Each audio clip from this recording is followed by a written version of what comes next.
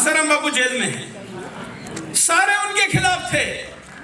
मुझे गर्व है कि मैं उनके साथ खड़ा था, खड़ा हूं और खड़ा रहूंगा। मुद्दा बापू नहीं है, मुद्दा बापू नहीं, बापू जैसे हिंदू संत है। कितने नाम बताऊं? मेरे पास ऐसे कितने केसेस आते हैं कि झूठे केसेस में साधु संतों को फंसाया जाता है, झूठे आरोप लगते हैं। साधु संत जो कि एक निष्कलंक जीवन के लिए अपना सब कुछ न्यौछावर करते हैं, उनको लगता है कि इससे अच्छा प्राण त्याग दे। पिछले 1 साल में झूठे आरोपों से बचने के लिए अपनी आत्महत्या करने वाले सन्यासी साधु की संख्या 100 से ज्यादा अकेला मैं जानता हूं। ये शर्म की बात है कि नहीं है?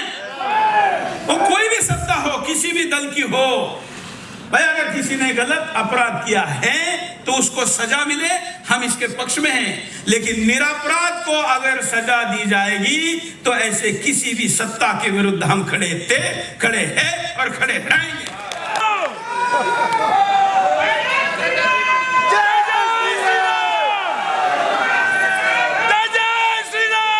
लेकिन टीवी चैनलों से जो हमले वैचारिक बुद्धि पर चल रहे हैं, ये 1200 वर्षों में हुए हमलों से ज्यादा खतरनाक है। और इसलिए ऐसे टीवी चैनलों वालों के खिलाफ भी आवाज उठाना ये धर्म सत्ता का काम है। संकोच मत करिए इनके खिलाफ बोलने में। इनको टीवी चैनल वालों को बापू नहीं जल्दी समझ में आते, बापू मतलब संत समझ में नहीं आते। अरे भाई ये विदेश में पढ़े हैं ज्यादातर, जिनको बाप नहीं समझ में आता उनको बापू कैसे समझ में आएंगे? आप भी किसी से भी अपेक्षा रखते हैं, इसलिए डर इनके खिलाफ बोलना पड़ेगा। क्योंकि जो बुद्धि भेद किया गया, आज ओटीटी प्लेटफॉर्म पर आश्रम नाम की सीरियल आई, या सारे लोग आश्रम से संबंधित बैठे हुए हैं। क्या ऐसा होता है हमारे आश्रमों में जो उस ओटीटी में दिखाया गया?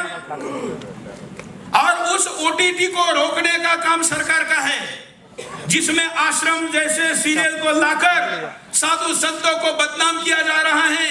और अगर उसको सत्ता नहीं रोकती तो वो रोकने के लिए धर्म सत्ता चाहिए, इसलिए धर्म सत्ता की। अब वो कैसे रोकेगी? तो बंजारा जी आपके कानून की शैली में तो नहीं रुकेगी। आपके कानून पे मुझे बहुत ज्यादा भरोसा नहीं है। आपको है, रहने दीजिए, अच्छा है, क्योंकि आपने जीवन भर उसकी सेवा की। लेकिन सुरेश चौहान के ऐसे किसी भी कानून को लात मारने के लिए धर्म के साथ खड़ा है।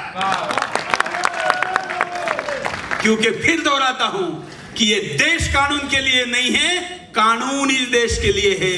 अगर वो कानून मेरी देश की आस्था की, धर्म की रक्षा नहीं कर पा रहा है तो उसको आग लगा देनी चाहिए, आग लगा देनी। और मैं तो ऐसी जगह से हूं जहां के गंगागिरी जी महाराज पंढरपुर की पालकी में पैदल जाते थे हर साल। तो मन में इधर मेरी कुटिया का क्या होगा ये भावना आए, इसलिए प्रति 6 महीने जिस यात्रा में जाते थे, प्रति 6 महीने पूरी कुटिया को, पूरे संसार जो भी बना हुआ है उसको आग लगा देते थे और फिर चले जाते थे। उस संत परंपरा के लोग जहां पर बैठे हो, उन्होंने डरने की जरूरत क्या है? कोई डर नहीं। और ये भूमि हमेशा ही धर्म के साथ ही खड़ी रही है।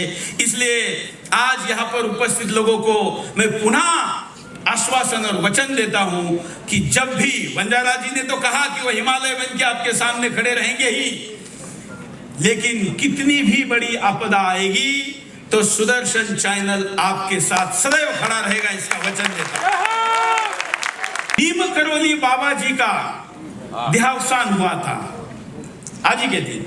नीम करोली बाबा, शायद अगर कुछ गुजरात के लोगों को पता ना हो तो ये जो एप्पल है ना, इसकी स्थापना करने वाले, फेसबुक इसकी स्थापना करने वाले जो संस्थापक है, जो विश्व में आज इतनी प्रभावी है आईटी कंपनी, वो जिनसे आध्यात्मिक प्रेरणा लेते थे उनका नाम नीम करोली बाबा था।